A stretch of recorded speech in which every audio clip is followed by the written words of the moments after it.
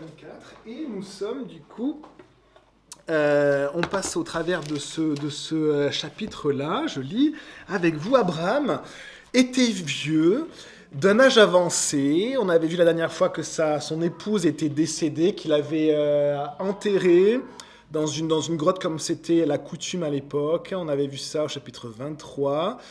Et pourtant, la vie d'Abraham ne se termine pas. Ses saisons, il a d'autres saisons à vivre avec le Seigneur, et on va le voir aujourd'hui, ce matin. Abraham était vieux, d'un âge avancé. L'Éternel l'avait béni dans tous les domaines. Il avait béni dans tous les domaines. Alors ça, c'est quand même une phrase qu'on aimerait qu'il soit prononcée sur nos vies, hein, à la fin de nos vies. Si Dieu pouvait dire, le Saint-Esprit pouvait dire, eh bien, cet homme, cette femme a été béni dans tous les domaines. On pourrait se dire là vraiment, ma vie est vraiment, c'est une chouette vie, c'est une belle vie, merci Seigneur. Et puis je vais juste attendre d'entrer dans le repos de Dieu. Hein, Dieu l'a béni Abraham dans son mariage avec Sarah. C'est un bel exemple. Il y a eu des grandes coquilles dans leur mariage, mais ils ont persévéré jusqu'au bout. Et c'est vraiment un exemple, il y avait vraiment un amour, il y avait une unité dans leur couple. Là, du coup, Sarah est décédée. Hein. Dieu l'avait béni dans sa famille, hein, avec Isaac, ce fils qu'ils ont attendu. Et ils avaient été bénis de manière extraordinaire par ce fils, ils ne devaient pas avoir de fils. Dieu l'avait béni aussi dans son travail, et c'est bien. Abraham a été un homme qui a été prospère dans sa vie et il aura pu remercier Dieu malgré des fois des sentiments d'insécurité de ce que Dieu lui avait donné. Ils étaient dans un pays dangereux et on voit que Dieu a béni aussi dans la sécurité. Il a des bonnes relations avec la famille, les fils de Heth. Il peut avoir une terre à lui. Même s'il est comme un étranger, il vit en sécurité. Donc voilà, Dieu a béni Abraham dans tous les domaines, et donc on peut simplement se dire, un peu comme David, à la fin de sa vie, le roi David, il a dit, je m'en vais par le chemin de toute la terre.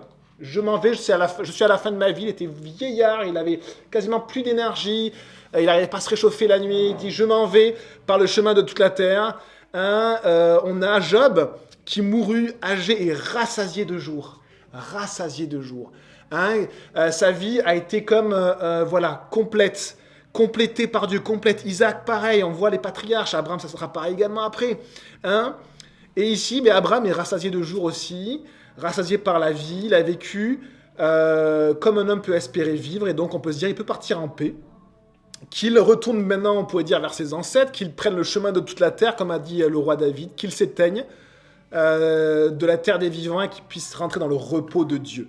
Mais finalement, même si il est à la fin de sa vie d'un âge avancé, que Dieu l'avait béni, on a l'impression que voilà, tout est accompli. Eh bien non, Abraham va devoir préparer son départ pour la génération d'après.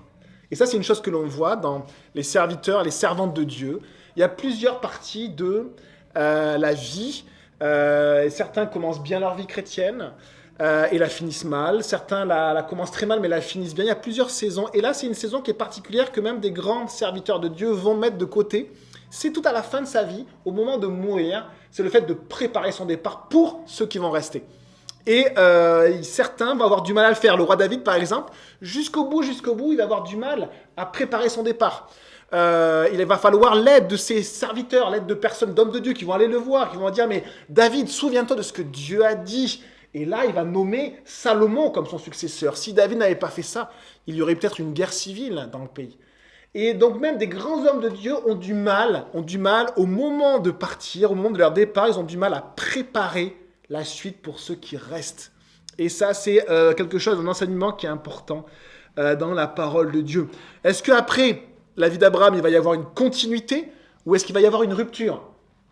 Hein, on le voit avec les juges. Avec les juges, il y a eu des gens extraordinaires, comme Gédéon notamment.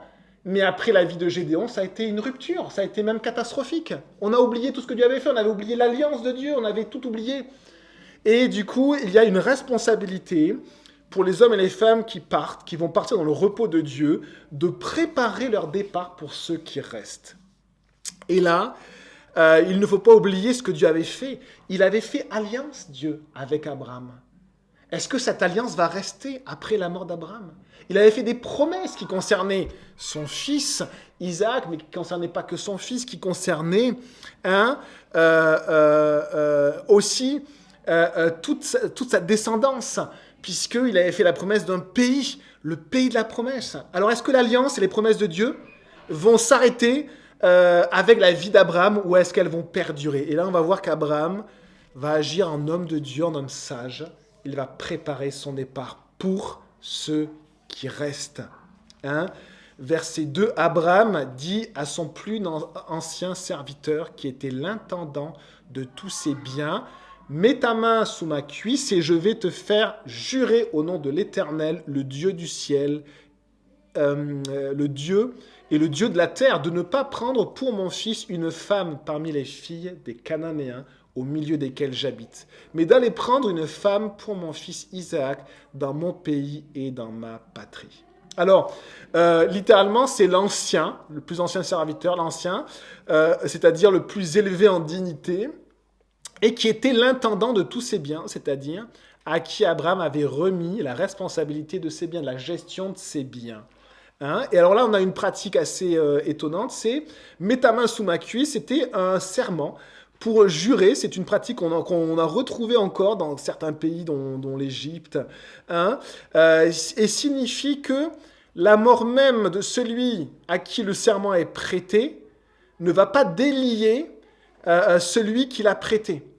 Et celui qui a prêté serment, il demeure responsable en face de la personne à qui il a fait serment, mais en face même de ses descendants. Et donc, c'est quelque chose de très solennel. C'est un serment qui est vraiment pour en fait toute la vie du serviteur. C'est vraiment un serment qui est très important. Et alors, qu'est-ce qu'il fait jurer à son serviteur, l'intendant? Et on va voir qu'on a une belle image du serviteur du maître. Et nous aussi, nous sommes des serviteurs de notre maître. Et notre maître, eh bien, c'est Jésus. Notre maître, c'est Jésus. Et ici, on a le serviteur de quelqu'un qui est un homme de paix, Abraham, de quelqu'un qui est un messager de Dieu, un représentant de Dieu. Hein. Même les Hittites vont dire, on sait que tu es un homme de Dieu, un ange de Dieu, on sait que tu es un représentant de Dieu.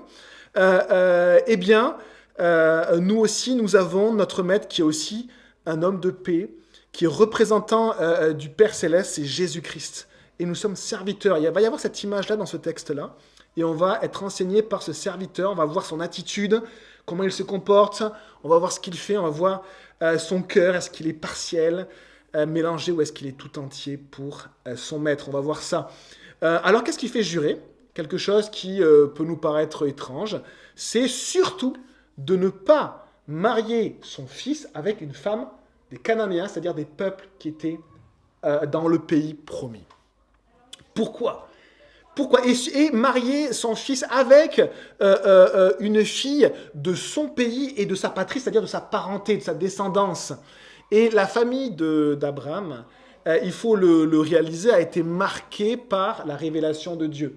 C'est Abraham qui a eu la révélation de Dieu, c'est Dieu qui a appelé Abraham, et on voit que toute sa famille a été impactée. Hein, il a quitté la Mésopotamie avec sa famille, avec une migration. Après, ils se sont tous arrêtés dans une ville qui s'appelle Charan, ou Charan, et Abraham est resté là quelque temps. Et après que son père soit mort, il y avait aussi son autre frère, on va le voir, qui s'appelle Nacor. Et donc, il y avait toute sa famille dans ce village-là, dans cette ville-là. Et bien après, il va continuer. Mais, on le voit dans Genèse 11, on le voit aussi dans Acte 7. Mais, on voit que cette famille a été marquée par la vérité, hein, et par la révélation du Dieu unique, de Dieu. Et donc, Abraham, ce qu'il veut, c'est surtout que son fils ne se marie pas avec une femme qui a des pratiques idolâtres et qui va finalement mélanger le culte de Dieu, hein, avec autre chose. Alors, on pourrait se dire, oh, quand même, aujourd'hui aussi, on peut faire le parallèle. Est-ce que vous avez envie que vos enfants se marient avec quelqu'un de sérieux? Est-ce que vous avez envie que vos enfants se marient avec un chrétien? Et dans la parole de Dieu, c'est marqué, hein, c'est-à-dire que ce n'est pas un péché de se marier avec un incroyant, mais c'est une souffrance incroyable et c'est souvent une source de conflits et de troubles pour toute une vie. Alors le Seigneur, parfois, nous fait grâce parce que parfois nous sommes mariés avec un incroyant et le Seigneur nous appelle quand nous sommes mariés. Et là, c'est un autre cas de figure. Mais pour vos enfants, je pense dont vous avez le désir de les enseigner dans la parole de Dieu, eh bien, on a envie aussi de les enseigner Eh bien, de se marier avec quelqu'un qui connaît le Dieu unique, qui connaît aussi son Fils Jésus-Christ. Un croyant qui aime Jésus, quelle que soit son église, mais un croyant qui aime Jésus. Ça peut vraiment changer l'orientation de sa vie. Et ici, c'est le désir du cœur d'Abraham. On pourrait se dire, oh, quand même, moi j'avais parlé avec des croyants, des vrais chrétiens, qui disaient, tant que ma fille se prend un gars sérieux, ça va. Et en fait, je suis en désaccord avec cela. Parce qu'un gars sérieux qui ne connaît pas Jésus, eh bien, en fait, il faut savoir que cette fille va souffrir toute sa vie. Alors, pourquoi orienter son fils ou sa fille dans un chemin de souffrance? Or, essayons, c'est leur responsabilité bien sûr, mais essayons de les orienter vers un chemin qui va plutôt les bénir. Les bénir, et c'est ce que Abraham veut pour son fils. On a un exemple hein, qui est qui est avec le roi Salomon. Le roi Salomon, alors lui, il a développé au plus haut point sa relation avec les femmes et ça a été une source de troubles dans sa vie. Et notamment, alors il était roi, donc il avait cette prérogative d'avoir autant de femmes qu'il voulait, ce qui n'était pas la volonté de Dieu, mais on va dire qu'il y avait une sorte de tolérance, même si à chaque fois que des gens ont eu plusieurs femmes, ça a toujours été compliqué. Et là, ça va être un sujet même de rupture pour son propre pays.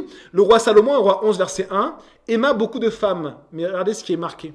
Aima beaucoup de femmes étrangères. En plus de la fille du pharaon, qu'il épousa, il épousa des Moabites, des Ammonites, des Édomites, des Sidoniennes, des Hittites. Elles appartenaient aux nations à propos desquelles l'Éternel avait dit aux Israélites, « Vous n'irez pas chez elles, et elles ne viendront pas chez vous. Elles entraîneraient certainement votre cœur à suivre leur Dieu. » Ce fut à ces nations que Samuel s'attacha par amour pour ces femmes. Alors je vous passe le nombre de femmes qu'il avait, mais regardez ce qui est marqué. À l'époque de la vieillesse de Salomon, ces femmes entraînèrent son cœur à suivre d'autres dieux, et il ne s'attacha pas sans réserve à l'Éternel son Dieu, comme l'avait fait son père David. Il suivit Astarté. Là, on parle de Salomon, le grand roi, le plus grand roi de la terre. Il suivit, et qui était normalement un homme de Dieu, il suivit Astarté, la divinité des Sidoniens. Il suivit Milcom, l'abominable dieu des Ammonites. Salomon fit ce qui est mal aux yeux de l'Éternel, et il ne suivit pas pleinement, contrairement à son frère, à son père David. Et là, on va voir qu'il va même construire des hauts lieux, des lieux d'adoration pour Kémosh, le dieu de Moab, pour Moloch, le dieu des Ammonites. Moloch, par la suite, il demandera des sacrifices d'enfants. Et en fait, Salomon, celui qui a écrit une partie de la parole de Dieu, Salomon lui-même, eh finalement, son cœur a été partagé parce qu'il n'a pas écouté le Seigneur et il n'a pas suivi quelque chose de très simple. Marie-toi avec une seule femme et avec une femme qui aime Jésus, qui aime Dieu. Et pour les femmes, marie-toi avec un seul homme et avec un homme qui aime Jésus. C'est l'enseignement que l'on peut transmettre à nos enfants et le Seigneur use de grâce pour ceux qui sont mariés, qui sont au Seigneur et qui ont un conjoint qui est non croyant. Le Seigneur aussi enseigne à ce sujet et il dit aux sœurs et aux frères qui sont dans ce cas-là, restez avec vos conjoints, restez. Si lui, il veut partir parce que vous êtes chrétien et pour cette raison-là, laissez-le partir. Mais sinon, restez et qui sait si Dieu ne va pas l'appeler. Et c'est vraiment un encouragement pour vous, mes sœurs et mes frères, si vous êtes dans ce cas-là, vraiment de réaliser que Dieu a aussi des promesses pour un croyant qui est avec un incroyant. Alors ici, voilà ce que Abraham dit. Il dit, je vais te faire jurer au nom de l'Éternel, le Dieu du ciel et de la terre, de ne pas prendre pour mon fils une femme parmi les filles des Cananéens au milieu desquels j'habite. Avant même que Dieu donne l'enseignement sur ce danger-là, Abraham connaissait ce danger-là. Il connaissait et il ne voulait tellement pas que son fils se détourne. Détourne de quoi? Détourne de ce que Dieu avait fait. Il avait appelé Abraham du milieu des peuples et des idolâtres pour lui donner la vérité, pour lui donner l'alliance, pour donner les promesses. Et ce qu'il y avait dans le cœur d'Abraham, c'est qu'il prépare son départ pour ce qui reste et que l'alliance de Dieu reste, que les promesses de Dieu restent. C'était ce qui était dans le cœur d'Abraham. Et il donne cette consigne à son serviteur d'aller prendre, verset 4, une femme pour mon fils Isaac dans mon pays et dans ma patrie. C'est-à-dire une famille qui a été marquée, même s'il y avait quand même aussi, on va le voir par la suite, du mélange. Il y avait de la fragilité, il y avait du péché aussi, comme dans toutes les familles, mais quand même qui avaient été marquées par la révélation du Dieu vivant. Contrairement aux Cananéens qui ne voulaient pas du Dieu vivant et qui ne voulaient pas abandonner leurs idoles. Alors on est au verset 5, le serviteur lui répondit. Peut-être la femme ne voudra-t-elle pas me suivre dans ce pays-ci? Devrais-je conduire ton fils dans le pays d'où tu es sorti? Là, c'est intéressant parce qu'on voit un petit peu la pratique du mariage, qui jusqu'à un temps assez tardif était organisée par les familles. On a encore d'autres sociétés, sûrement en Asie, je ne connais pas beaucoup les cultures asiatiques, en Afrique, oui, hein, où la famille est partie prenante du mariage de ses enfants. Alors ça ne veut pas dire que ce sont des mariages arrangés ou forcés, mais ce sont des mariages où la famille est partie prenante. Et donc on va proposer à son fils, à sa fille, des mariages ou un mariage, et le fils ou la fille va être d'accord ou pas, et on va voir ici, hein, est-ce que, du coup, en proposant ce mariage à cette femme, est-ce qu'elle voudra? Est-ce qu'elle voudra? Donc, ce n'est pas un mariage forcé, c'est un mariage, en fait, dans la culture de l'époque où ce sont les familles qui étaient parties prenantes. Et alors, finalement, la logique du serviteur, c'est une logique de bon sens. Le serviteur ne va obliger personne, il va faire ce que son maître lui dit, mais si la jeune fille en question, la jeune femme ne veut pas, sachant qu'elle va s'engager sans connaître, sans voir même son futur mari. Donc c'est un pas qui est compliqué, qui est très difficile. Et donc, sa parole est pleine de bon sens. Hein, est pleine de bon sens. Regardez la réponse d'Abraham. Le serviteur lui dit, est-ce que je devrais du coup prendre ton fils avec moi, Isaac, pour l'amener en Mésopotamie, là où tu étais dans ta famille? Regardez, verset 6, Abraham lui dit, garde-toi bien d'y conduire mon fils. L'Éternel, le Dieu du ciel, qui m'a fait quitter ma famille et ma patrie, qui m'a parlé et qui m'a juré, je donnerai ce pays à ta descendance, enverra lui-même son ange devant toi. C'est là que tu prendras une femme pour mon fils. Si la femme ne veut pas te suivre, tu seras dégagé du serment que je te fais faire. Seulement, tu n'y conduiras pas mon fils. Incroyable. Abraham, il est prêt à sacrifier le mariage de son propre fils pour garder l'alliance de Dieu. Il est prêt à sacrifier le mariage de son propre fils pour garder l'alliance de Dieu. Et nous, dans nos choix, est-ce qu'on est prêt à garder l'alliance de Dieu au prix même de perdre un mariage, de perdre un choix, un travail? Est-ce qu'on est prêt à cela? Est-ce qu'on met l'alliance de Dieu au-dessus même des désirs de nos cœurs? La parole de Dieu nous dit, garde ton cœur plus que toute autre chose, car de lui sont les issues de la vie. Et tes désirs vont entraîner tes choix et vont t'amener sur des chemins de vie qui peuvent être complètement différents. Mais l'alliance de Dieu, mais Jésus-Christ, on l'a chanté, centré sur toi Jésus, en premier Jésus-Christ, avant même mon mariage. Ma femme m'a dit, je l'ai su après, qu'elle avait été à la fois déçue et encouragée quand je lui avais dit que je mettais Jésus avant même mon mariage. Et pour une femme, c'est difficile parce que ça veut dire qu'elle n'est pas la première, elle est la deuxième. Mais en fait, ça veut dire qu'elle sera vraiment la première. Si Jésus est à la première place, alors on peut construire un mariage qui est solide. Mettez Jésus en premier, avant même vos désirs et votre mariage. C'est très important. Et Abraham, il a du discernement. Il a les bonnes priorités, au-dessus de toutes les priorités pour lui, au-dessus même de l'avenir de son propre fils. Il y a ce que Dieu a dit, mais en parallèle, Abraham a confiance en Dieu, parce qu'il connaît Dieu, il sait que Dieu n'est pas un père fouettard. Il n'est pas quelqu'un qui nous prive et qui dit « Regarde, je t'ai privé pour mon plaisir, pour voir que tu es privé. » Non, Dieu n'est pas comme ça. Parfois nous souffrons, parfois nous sommes privés, mais Dieu est un bon et tendre Père. Même le Seigneur va le dire. Il va dire même à des gens méchants, c'est-à-dire à nous-mêmes, il va dire à vous-même, qui savez donner de bonnes choses à vos enfants. Quand votre enfant vous demande un pain, est-ce que vous lui donnez un caillou ou un serpent? Non, vous lui donnez du pain pour qu'il se nourrisse. Vous-même qui êtes méchant, qui donnez de bonnes choses à vos enfants, est-ce que votre Père qui est dans le ciel ne vous donnera-t-il pas de bonnes choses? Faites confiance en Dieu. Mettez Dieu au-dessus de vos désirs, de vos attentes. Centrez sur toi, Jésus. Et regardez ce qu'il dit, si la femme ne veut pas te suivre, tu seras dégagé du serment que je te fais faire. Mais Abraham, avait une confiance en Dieu. Une telle confiance qu'il s'en remet à la bonté et à la grâce de Dieu. Regardez ce verset de Psaume 103, verset 11. Autant les cieux sont élevés au-dessus de la terre. Alors ceux qui ont mesuré les cieux, ils savent qu'on peut les mesurer très longtemps.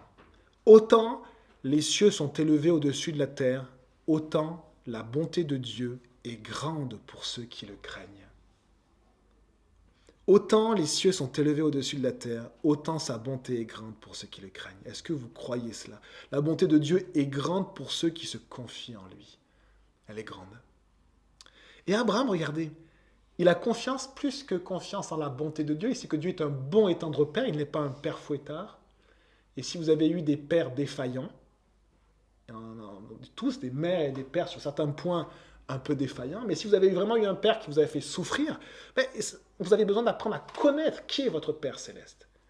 Vous avez besoin de déconstruire ce qui n'a pas été bon dans votre relation avec votre Père terrestre et réaliser ce qu'est un vrai papa bienveillant, plein de bonté, mais aussi qui peut corriger ses enfants pour leur sécurité.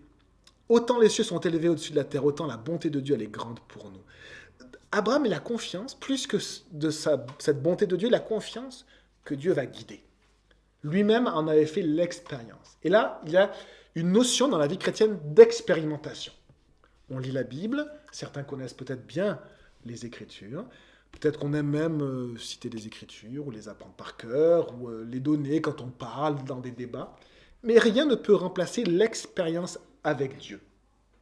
Des fois, on a des têtes bien remplies, et c'était ce que disait un frère sage, un ancien des églises dans lesquelles j'ai vécu étant enfant.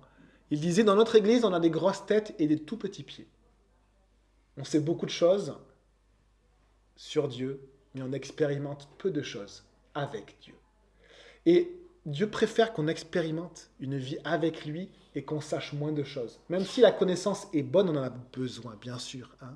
Mais la vraie connaissance, c'est celle, vous savez, qui ne reste pas dans la tête, mais la vraie connaissance, c'est celle qui descend dans le cœur.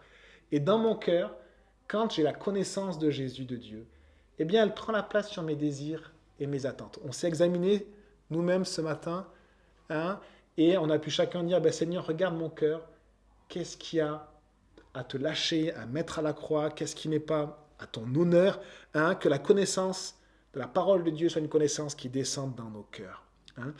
Verset 7, Abraham, il dit, l'Éternel, le Dieu du ciel, qui m'a fait quitter ma famille et ma patrie, qui m'a parlé, qui m'a juré, je donnerai ce pays à ta descendance. C'est-à-dire, en fait, que Abraham avait expérimenté le fait d'être guidé par Dieu, puisque Dieu, en fait, lui avait dit ceci, va-t'en de ton pays, de ta famille, de la maison de ton père, au pays que je te montrerai. Mais quel pays, si Dieu ne le guide?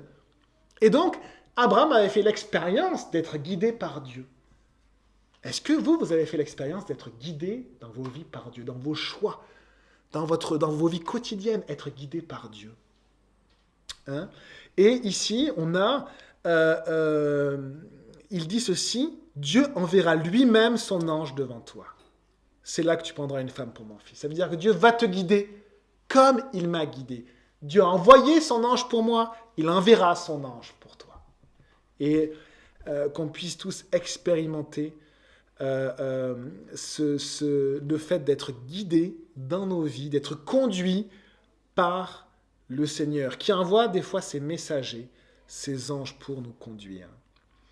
Verset 9, alors on va voir la réaction du serviteur, après la réponse de son maître. Le serviteur mit sa main sous la cuisse de son Seigneur, Abraham, et lui jura de se conformer à ses paroles. Donc après les précisions de son maître, le serviteur accepte de prêter serment. C'était une lourde chose, il engage sa vie, le serviteur. Mais il accepte, il a vraiment ce cœur de serviteur, et du coup, il va se déplacer, il va prendre des biens de son maître, il va se déplacer dans un pays maintenant étranger, et dans ce pays-là, il va représenter son maître. Il va devenir le messager de son maître, à l'extérieur du pays promis.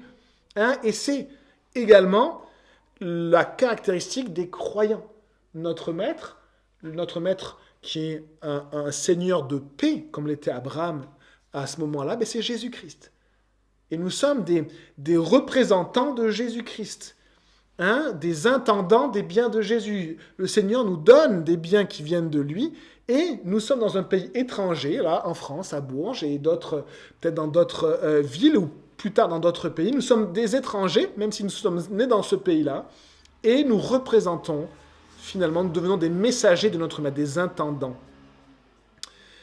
Et cet homme-là, c'était un homme qui était sérieux, qui était humble, qui avait été fidèle et que son maître avait élevé et avait donné de plus en plus de responsabilités.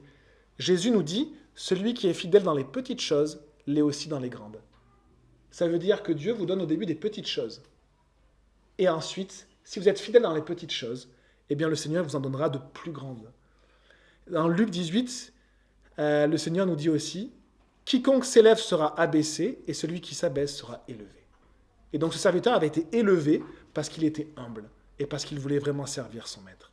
Verset 10, le serviteur prit 10 chameaux parmi ceux de son Seigneur et il partit avec tous les biens de son Seigneur à sa disposition. Il se leva et se rendit en Mésopotamie, dans la ville de Nachor. Nachor, c'est le frère d'Abraham.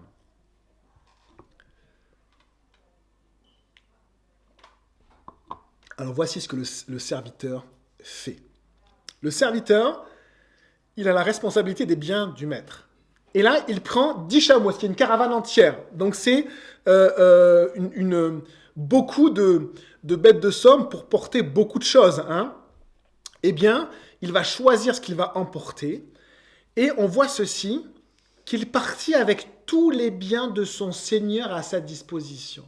En clair, il va investir tout ce que son maître lui a confié pour cette mission-là. Hein.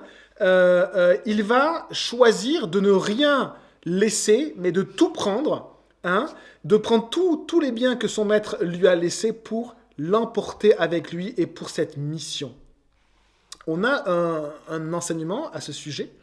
Le Seigneur nous l'enseigne dans les évangiles aussi. Je vous lis dans Matthieu 25, verset 14. Le royaume de Dieu est pareil au cas d'un homme qui, partant pour un voyage, appela ses serviteurs et leur remit ses biens. Il donna à l'un 5 sacs d'argent, à l'autre 2 sacs d'argent et au troisième un sac d'argent, chacun selon sa capacité. Et après, il part. Et chacun a des biens de la part de son maître. Et qu'est-ce qu'il va en faire? Qu'est-ce qu'il va faire? Et en fait, ce que la parole de Dieu nous dit, c'est que Jésus vous a donné à chacun quelque chose. À chacun. Vous a donné à chacun des capacités, des talents, des dons, dans votre service, dans vos biens, dans des dons spirituels. Et la question, c'est qu'est-ce qu'on en fait? Hein, qu'est-ce qu'on fait avec ce que Dieu nous donne et ce que Dieu nous a confié? Alors, il y en a certains, dans la parabole que je viens de commencer, on ne va pas toute la lire, dans Matthieu 25, il y en a certains qui vont investir tout ce que le maître leur a donné. Ils vont tout mettre. Ils vont se donner entièrement. Il y en a d'autres qui vont le faire avec mesure, et il y en a d'autres qui ne vont rien faire. Qui vont dédaigner ce que Dieu a donné et ne pas s'investir dans le royaume de Dieu. Et que fait du coup ce serviteur? Ce serviteur, il prend 10 chameaux. Et il met sur ces chameaux tous les biens de son serviteur à sa disposition. Ça veut dire que ce serviteur, il prend tout ce que son maître lui a mis à disposition. Il ne laisse rien, il prend tout. Et il sert son maître sans mesure. Il investit tout. Et on peut se poser la question, nous, qui sommes des croyants, des serviteurs de Jésus, quelle est la mesure de notre service pour Dieu? Est-ce qu'on sert Dieu avec mesure? Est-ce qu'on note ce qu'on a fait pour Dieu? Dans sa tête, on note, c'est bien ce que j'ai fait, j'ai donné ça à Dieu, j'ai fait ça. Ou est-ce que, comme ce serviteur, finalement, eh bien, on investit tout, on est entier pour Dieu? Vous savez, Dieu recherche des gens qui ont un cœur entier pour lui, qui ne sont pas partagés, qui vraiment veulent se donner entièrement pour lui. Et c'est comme ça qu'il a choisi le roi David. Le roi David, qui était un berger, le dernier de sa famille, eh bien Dieu a vu que cet homme avait un cœur entier pour lui. Et il n'a pas choisi à cause de ses capacités intellectuelles, il n'a pas choisi à cause de ses talents, il n'a pas choisi à cause de son rang dans la société, c'était le dernier d'une petite famille. Il a choisi parce qu'il a vu que cet homme-là avait un cœur entier pour lui. Et ça va marquer l'histoire entière d'Israël. Des générations après, Dieu va dire, je ne vais pas juger le peuple, même s'il est en train de pécher, à cause de mon serviteur David, qui avait un cœur entier pour moi. Est-ce que nous avons un cœur entier pour notre maître, comme cet intendant? Il a un cœur entier pour son maître. Il donne tout, il investit tout. Alors il se leva, il se rendit en Mésopotamie, dans la ville de Nakor. La ville de Nakor, on le voit dans le chapitre 27, c'est la ville de Charan, on en a déjà parlé. Cette ville où toute la famille d'Abraham avait migré avec son père, leur père Térak. Ses fils également, il avait 3 fils, un était mort, il s'appelait Haran, ce fils qui était mort, et il y avait du coup Abraham et Nakor, et bien du coup toute leur descendance également, qui s'étaient arrêtés à Charan pendant quelques années. Térak, le patriarche, était mort, et du coup Abraham avait continué selon l'appel du Seigneur. Seul, il avait quitté sa patrie. Mais sa patrie, du coup, était à Charan, et du coup, cet homme-là, il va dans cette ville-là. Et donc, ça veut dire qu'il va faire le chemin inverse que Abraham avait suivi. Il va faire le chemin inverse. Verset 11, il arrive à Charan, cette ville-là, donc un trajet peut-être de plusieurs semaines, je ne sais pas, je n'ai pas regardé ou calculé, mais de plusieurs semaines ou mois, je ne sais pas, je dirais plusieurs semaines. Hein, il a plusieurs serviteurs aussi autour de lui, parce que c'est une caravane, il ne peut pas gérer 10 chameaux tout seul, ce n'est pas possible. Verset 11, il fit reposer les chameaux sur leurs genoux. Alors, je ne sais pas si vous avez fait déjà du dromadaire. Moi, j'ai fait une fois du dromadaire. C'est assez particulier comme animal. Et du coup, là, ils les mettent sur les genoux. Ils ont plusieurs phases de lever et pour se baisser. Et donc, il les met sur les genoux. Ça veut dire que c'est un arrêt prolongé. Donc, il met les chameaux sur leurs genoux, près d'un puits à l'extérieur de la ville. Mais le puits, c'était le lieu de rencontre à l'époque. C'est là où que Jacob rencontrera son aimé, il tombera amoureux là. C'est là où, en fuyant, Moïse il va retrouver un puits. Il rencontre d'ailleurs la famille dont il prendra une fille pour femme. C'était le lieu de rencontre. C'était la responsabilité de l'approvisionnement de l'eau était réservée aux femmes à l'époque. Et donc, c'était les femmes qui allaient puiser. On pouvait voir aussi des étrangers arriver, qui allaient au puits, qui allaient demander de l'eau. Et là, c'est ce qui se passe, un étranger de passage. Il y avait une culture d'hospitalité qui était très développée. C'était une honte de refuser l'hospitalité à quelqu'un. On a encore ça, je pense, en Afrique. On a encore ça peut-être également en Asie. Et du coup, il arrive, il s'arrête au puits. C'était le soir, le moment où les femmes vont puiser de l'eau. Les femmes ne vont pas puiser de l'eau au milieu de la journée, puisque c'est le moment de la journée où le soleil tape le plus fort. On est dans les chaleurs de la journée, donc on sort le soir. Mais on a un exemple d'une femme qui est sortie au milieu de la journée. C'était la femme samaritaine. Et quelqu'un l'attendait. Ici, quelqu'un attend, c'est le serviteur du maître. Et là, on avait une autre personne qui attendait. C'était un autre serviteur de notre maître. La femme samaritaine, elle allait au puits, elle a rencontré Jésus. C'était un autre serviteur, le serviteur du Dieu très haut, le Fils de Dieu qui l'attendait. Et qui va finalement l'amener à voir la vie éternelle. Mais là, du coup, ce n'est pas Jésus qui attend ici, au puits, c'est ce représentant d'un homme riche, d'un homme de paix, d'un serviteur de Dieu, c'est-à-dire du Seigneur Abraham. Il est là, et il attend. Et il a 10 chameaux, c'est une caravane, donc c'est un homme important. C'est un homme qui a beaucoup de richesses. Et on va voir les réactions par la suite. Verset 12. Il dit, « Éternel Dieu de mon Seigneur Abraham, donne-moi du succès aujourd'hui et fais preuve de bonté envers mon Seigneur Abraham. » Il faut se rappeler que on ne connaissait pas le Dieu unique à l'époque. Il y a une famille qui connaissait ce Dieu-là parce que Dieu s'était révélé. C'était la famille d'Abraham. Le Dieu unique. Abraham avait dû partager sa révélation. Il avait quitté sa famille pour suivre l'appel de Dieu. Mais regardez qu'est-ce qui se passe dans la maison d'Abraham. Ses propres serviteurs connaissent Dieu. Ses propres serviteurs, les personnes qui travaillent avec lui, connaissent Dieu. Ça nous enseigne aussi, dans nos sphères de responsabilité, est-ce qu'on a cet impact-là? On a tous des responsabilités. Moi, je suis professeur. Je ne peux pas parler de Jésus à mes élèves, mais je suis professeur. Certains travaillent dans différentes sphères, et vous avez des responsabilités. Vous avez peut-être même des personnes sous votre responsabilité. Et il y a quelque chose qui peut se dégager du croyant, quelque chose qui vient de Dieu. Et là, ce qui est beau, c'est que le propre serviteur d'Abraham, finalement, Abraham avait appris à son serviteur à connaître Dieu. Et il lui avait appris plusieurs choses. Il lui avait appris que c'était un Dieu qui se révèle et un Dieu que l'on peut prier. Ce n'est pas juste un Dieu devant lequel il faut faire des rituels et des sacrifices. C'est un Dieu à qui on peut s'adresser. Ça, c'est magnifique. C'est le Dieu de la Bible. Un Dieu qui nous écoute. Et regardez comment il l'appelle. Éternel Dieu. Il sait qui c'est, il sait son nom, éternel. Yahweh, c'est celui qui est de toute éternité éternel. Hein? Dieu de mon Seigneur Abraham. Il connaît ce Dieu-là parce que c'est le Dieu qui s'est révélé à Abraham. C'est le Dieu de son Seigneur Abraham. C'est Abraham qui l'a fait connaître. Et nous, qui nous a fait connaître Dieu? Qui nous a fait connaître Dieu?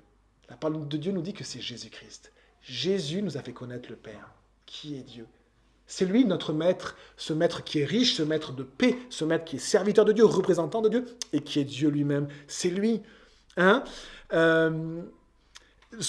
Jésus est appelé, ou plutôt Dieu est appelé le Père de notre Seigneur Jésus-Christ. Dieu, que nous apprenons à connaître, avec qui nous avons une relation maintenant, eh bien, c'est Jésus qui nous l'a fait connaître. Et ici, dans l'Ancien Testament, c'était Abraham qui avait fait connaître Dieu à son serviteur. C'est une très belle image. Et ce serviteur l'appelle le Dieu de mon Seigneur, Abraham. Alors, il le prie. Et quel est le contenu de sa prière? Hein? Et elle va être instructive pour nous. Regardez, donne-moi du succès. On pourrait se dire, qu'est-ce qu'il va demander? Plus de richesse. Moi aussi, j'ai des enfants à marier. J'aimerais avoir tel projet, tel projet, tel projet. J'aimerais avoir peut-être une deuxième femme. Je ne sais pas si c'est son projet. J'aimerais avoir ceci, j'aimerais avoir cela. Et regardez qu'est-ce que c'est que le succès pour lui. Donne-moi du succès aujourd'hui et fais preuve de bonté envers mon Seigneur Abraham. En fait, pour ce serviteur, le succès, c'est en fait le succès de son maître. Pour lui, avoir du succès, c'est en fait répondre aux intérêts de son maître. C'est que son maître puisse finalement trouver une fille dans sa famille pour son fils. Hein? Le succès, c'est que Dieu soit bon pour son maître Abraham. Alors on peut se poser cette question-là, quelle est pour nous la notion du succès? On a tous des attentes, vous savez, on a caché un peu dans nos cœurs des attentes, des fois des attentes dans l'église, on a envie de servir Dieu avec des attentes, des fois dans nos vies personnelles, on a des attentes, dans nos vies chrétiennes ou dans nos vies professionnelles ou dans nos vies tout simplement émotionnelles, on a des attentes, on espère obtenir quelque chose. Eh bien ici, ce que désire le plus ce serviteur, c'est que les intérêts de son maître soient respectés. C'est que son maître ait du succès. Et verset 13, « Voici que je me tiens près de la source d'eau, et les filles des habitants de la ville vont sortir pour puiser de l'eau. Que la jeune fille à laquelle je dirai « Penche ta cruche pour que je boive », et qui répondra « Bois, et je donnerai aussi à boire à tes chameaux », eh bien qu'elle soit celle que tu as destinée à ton serviteur Isaac. Par là, je reconnaîtrai que tu fais preuve de bonté envers mon Seigneur. On est sur la dernière partie, on va découper le chapitre à peu près au verset 20. On s'arrêtera là. Le serviteur a un problème, il ne sait pas à quelle jeune femme il va proposer le mariage avec le fils de son maître. Et du coup, il va demander à Dieu un signe. Et le signe qu'il va demander, un commentaire dit qu'il n'est pas arbitraire, mais c'est un signe qui est propre à révéler le caractère de la jeune fille. Ça aussi, c'est une autre chose. Quand vous enseignez vos enfants sur le mariage, est-ce que vous enseignez vos enfants à trouver une personne qui a une belle apparence, ou est-ce que vous enseignez vos enfants à trouver une personne qui a un bon caractère? Pas forcément l'apparence, mais le caractère. Hein, est-ce que, j'entends ma femme enseigner ses propres enfants, est-ce qu'ils vont choisir une femme qui va se maquiller pendant 3 heures tous les matins? Ou alors, est-ce qu'ils vont choisir une femme simplement qui aime Jésus et qui est vaillante, dont le travail ne fait pas peur? Il y a toute une question de caractère. Et l'inverse est vrai aussi. Est-ce que les filles vont prendre un gars qui va passer 5 heures à la salle pour avoir une belle apparence, ou alors quelqu'un qui est vaillant, qui aime Jésus? Donc c'est vraiment un signe qui va montrer le caractère, c'est-à-dire un signe où la personne, elle va proposer de servir jusqu'à abreuver 10 chameaux, ce qui était un travail phénoménal, hein, d'aller, alors le puits, on voit qu'il y a marqué qu'elle descend au puits, donc il y a plusieurs types de puits à l'époque, on peut penser qu'il y avait un chemin pour aller jusqu'à la source en bas, et du coup il faut faire les allers-retours, peut-être que c'est un puits où il faut puiser avec une corde, on ne sait pas vraiment, et en tout cas, elle va devoir, si elle le veut, on va voir, est-ce qu'une femme va proposer de servir à ce point-là? Est-ce que son cœur, c'est un cœur de serviteur? Et c'est vraiment un beau trait que l'on peut rechercher que nos enfants peuvent rechercher pour leur mariage, de trouver un conjoint qui a un cœur de serviteur. C'est vraiment la caractéristique des chrétiens normalement. Un cœur de serviteur. Pas quelqu'un qui veut se mettre en avant, mais un cœur qui veut vraiment servir. Pas quelqu'un qui va avoir les projecteurs là, je suis doué, je sers Jésus, non. Mais quelqu'un qui sert, qui aime servir les autres. Eh bien, on va voir, est-ce que Dieu va répondre à ce signe que cet homme demande? C'est assez étonnant, je ne sais pas si vous avez demandé déjà des signes à Dieu. Ici, cet homme-là demande un signe, mais ce signe est assez joli parce que c'est un signe qui n'est pas orienté vers ses propres désirs, qui est difficile à obtenir, et un signe qui est orienté pour la gloire de Dieu. Une fille qui a un bon caractère pour le Seigneur. Donc quand on demande des signes à Dieu, demandez des signes pour la gloire de Dieu, pas juste pour satisfaire vos besoins. C'est très trompeur de faire ça, de demander des signes juste qui satisfont nos besoins, puisqu'on peut trouver des signes partout. Surtout quand on veut quelque chose, je vous assure, on peut en trouver partout des signes. Donc là, c'est vraiment quelque chose, c'est vraiment pour la gloire de Dieu, pour la gloire de son maître. Et on regarde ça, ce qui se passe. Regardez verset 15. Il n'avait pas encore fini de parler. C'est beau parce qu'il y a marqué parler. La prière, c'est je parle à Dieu. Il n'avait pas fini de parler que Rebecca sortit. Et Rebecca, ça sera celle qui va se marier avec Isaac. Ça veut dire qu'il n'avait pas encore fini de prier que Dieu avait déjà répondu à sa prière. Le psaume 139 nous dit, verset 4, « La parole n'est pas encore sur ma langue, que déjà éternelle, tu la connais tout entière. » On a un Dieu grand comme ça. Mais on pourrait se dire, moi j'ai demandé à Dieu quelque chose, et quand j'ai fini de prier, rien ne s'est passé. Et oui, parce que Dieu répond, mais ses réponses, un pasteur disait, c'est soit oui, soit non, soit attends. Soit attends. Et peut-être que si Dieu n'a pas répondu à votre prière, c'est peut-être que Dieu vous dit attends. Et est-ce que vous êtes capable d'attendre? La patience, c'est aussi quelque chose qu'on ne peut acquérir qu'en l'expérimentant. Parfois Dieu dit non, et ça il faut aussi remettre en question, c'est ce qu'on demande à Dieu. Remettez en question, voilà ce que je veux Seigneur, mais est-ce que c'est ce que tu veux toi? Et si Dieu nous montre que non, il y a un deuil à faire. Il y a un deuil, il y a à mettre à mort ce que je veux. Moi. Il y a un deuil à faire. Mettre Jésus en premier, c'est ça, porter sa croix aussi. Parfois Dieu dit attends. Et là, on a vraiment besoin de patience. Et de réaliser Dieu va nous faire vivre d'autres choses.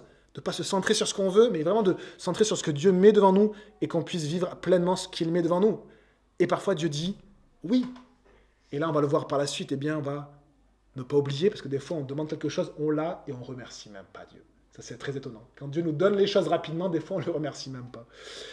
Il n'avait pas encore fini de parler que Rebecca sortit, sa cruche sur l'épaule. Elle était la fille de Bethuel, fils de Milca, femme de Nachor, c'est-à-dire, c'est une fille du frère d'Abraham, donc de la famille d'Abraham. Verset 16, c'était une jeune fille très belle, elle était vierge, aucun homme n'avait eu de relation avec elle. Elle descendit à la source, remplit sa cruche et remonta. Jusqu'à là, rien d'extraordinaire, elle est venue pour chercher de l'eau.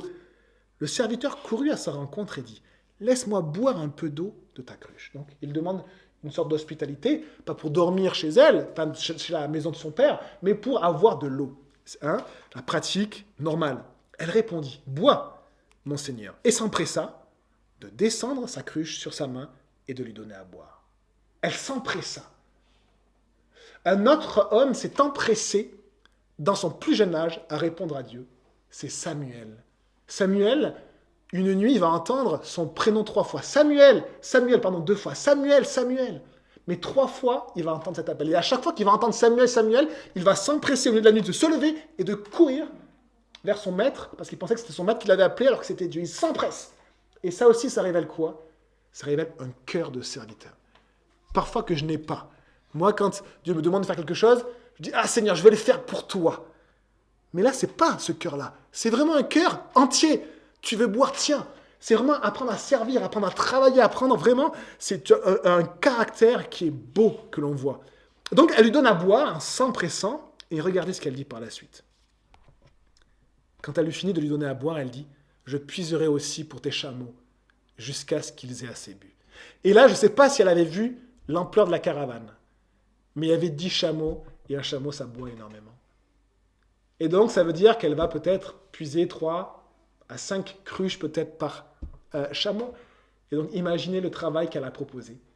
Peut-être 1 heure ou 2 de travail, en fait. Elle a proposé ça comme ça, naturellement. Tiens, vous savez, le Seigneur nous dit ceci, si quelqu'un t'oblige à faire 1 heure de chemin avec lui, fais-en 2. Si quelqu'un te demande de lui donner quelque chose, donne-lui encore plus. C'est un cœur de serviteur que Jésus veut former en nous. Alors, ce n'est pas un cœur naïf où on se fait avoir, mais c'est un cœur de serviteur qui aime servir les gens. Parfois, on dit non, bien sûr, aux gens qui veulent profiter, bien sûr, mais ce cœur de serviteur, il est présent dans ce chapitre-là, et il est beau. L'homme la regarda sans rien dire, verset 21, pour voir si l'Éternel faisait réussir son voyage ou non. Pour l'instant, on va dire toutes les planètes sont alignées, même si ce n'est pas une bonne expression, ça fait un peu expression d'astrologue, mais les planètes sont alignées dans le sens où on a l'impression que vraiment c'est ça. Nous, on se dit, c'est bon, arrête de réfléchir, c'est ça. Mais il manquait une caractéristique. La caractéristique qu'il manquait, c'était est-ce que cette fille venait bien de la famille d'Abraham? Et ça, il ne le savait pas encore. Mais pour l'instant, Dieu fait quelque chose d'incroyable. Il n'avait même pas fini de parler, de prier. Et donc, cet homme est sage, il est prudent, il ne s'excite pas, il ne se précipite pas. Et qu'est-ce qu'il fait? Eh bien, il observe. Et ça aussi, ça nous manque dans nos vies. Parfois, à cause de nos désirs, on a envie de quelque chose très rapidement et on manque d'avoir cette phase d'observer. D'observer, de voir avant de faire le pas, de voir les choses. Et là, lui, il est sage et il observe. Verset 22, quand les chameaux eurent fini de boire, l'homme prit un anneau en or qui pesait 6 grammes, ainsi que 2 bracelets en or qui pesaient 120 grammes pour ses poignets. Alors là, ce n'est pas, un commentaire dit, ce n'est pas encore un don pour des fiançailles qu'il donne, mais c'est une récompense du service rendu. Cet homme est riche. Et il lui donne... Et c'est ce qui est aussi beau, en fait, c'est que, vous savez, quand vous allez servir le Seigneur avec cet empressement, il faut savoir une chose, c'est que Dieu va toujours vous donner quelque chose. Pas forcément ce que vous pensez, mais Dieu nous donne aussi. C'est très, très étonnant. Notre maître est un maître généreux comme l'est Abraham. C'est un maître généreux, c'est un maître qui est riche et qui nous donne d'une manière magnifique. N'oubliez pas ça, Dieu nous donne, et même si on ne voit pas ce qu'il nous donne, le Seigneur nous dit qu'il nous donne des richesses dans le ciel qui sont aussi sûres que ce que l'on voit sur la terre. Puis il dit, de qui es-tu la fille? Dis-le-moi, voilà ce qui manque, de qui es-tu la fille? Dis-le-moi, je t'en prie. Y a-t-il chez ton père de la place pour passer la nuit? Donc là, il demande un hébergement. Elle répondit, je suis la fille de Bethuel, le fils de Milca et de Nachor. Et là, le serviteur sait que c'est la nièce d'Abraham et qu'elle est de la famille. Et elle lui dit encore, il y a de la paille et du fourrage en abondance chez nous. Il y a aussi de la place pour passer la nuit. Et là, on voit le cœur de cette personne qui s'appelle Rebecca. Hein. Et après, dimanche prochain, on verra le cœur d'une autre personne qui est son frère, qui s'appelle Laban, et qu'on verra par la suite. Et là, on voit le cœur de Rebecca. Hein. Verset 26. Alors l'homme, regardez ce que fait l'homme. On finit avec ces mots-là. Alors l'homme s'inclina et adora l'Éternel, en disant, béni soit l'Éternel, le Dieu de mon Seigneur Abraham, qui n'a pas renoncé à sa bonté et à sa fidélité envers mon Seigneur. Il s'agit toujours de son Seigneur. Moi-même, l'Éternel m'a conduit chez la famille de mon Seigneur. La plus grande joie de ce serviteur, c'était d'accomplir l'œuvre de son Seigneur. Jésus lui-même a dit, ma nourriture est de faire ce que Dieu m'a demandé. Et d'accomplir l'œuvre de Dieu. Et donc, le serviteur, il a fait l'expérience d'être conduit par le Seigneur. Abraham lui disait, Dieu enverra lui-même son ange devant toi. Et il expérimente. Et ça, parfois, il y a la théorie, et il n'y a jamais la pratique. Et là, il y a des choses qu'on a besoin de pratiquer, d'expérimenter, d'être conduit par le Seigneur. Et ça nous demande de se mettre en danger, d'y aller, de faire le pas. Pas que avoir la connaissance dans la tête. Et là, il ne reste plus qu'à adorer, à remercier pour la bonté de Dieu et pour sa fidélité. Dieu est bon, il donne. Et si Dieu est fidèle, ça veut dire que Dieu il nous conduit et il ne nous lâche jamais. Est-ce que ici, la joie, elle inonde le serviteur parce que son maître, Abraham, est honoré. Et est-ce que c'est notre cas? Est-ce que nous sommes comblés, remplis de joie parce que notre Maître Jésus est honoré. Est-ce que c'est le cœur, ce qu'il y a dans notre cœur? Est-ce qu'on est autant investi au sujet des intérêts de notre Maître? Est-ce qu'on est autant impliqué dans le royaume de notre Maître, comme l'était ce serviteur-là? On prie les amis, Seigneur, merci pour ta parole. Merci Seigneur parce que tu es bon. Et tu es fidèle. C'est ce que nous disent ta parole. Merci parce que tu nous conduis. Pour ceux qui veulent te servir d'un cœur vrai, Seigneur, tu es incroyable. Et si nous sommes doubles, si nous gardons quelque chose, un péché, tu es ce Dieu aussi qui nous corrige. Tu es ce Dieu aussi qui parfois nous fait prendre des murs, qui parfois, Seigneur, nous arrête, qui nous dit parfois stop, mon enfant, mon fils, ma fille, arrête, tu es sur un mauvais chemin. Mets ton cœur, ouvre ton cœur entièrement pour moi. La parole de Dieu nous dit, tu aimeras ton Dieu de tout ton cœur, de toute ton âme et de toute ta force. Seigneur, qu'est-ce qui nous manque, Seigneur, devant toi? Pardonne-nous, Jésus. Aide-nous à simplement t'aimer, à rechercher tes intérêts au plus haut point, les intérêts de Jésus-Christ. Même si on doit perdre quelque chose, ici même c'était perdre un mariage, que le nom de Dieu soit honoré. Et Seigneur, que vraiment tes intérêts, Jésus, soient vraiment ce qui est le plus important dans nos vies. Que ton nom soit béni, Jésus. Amen.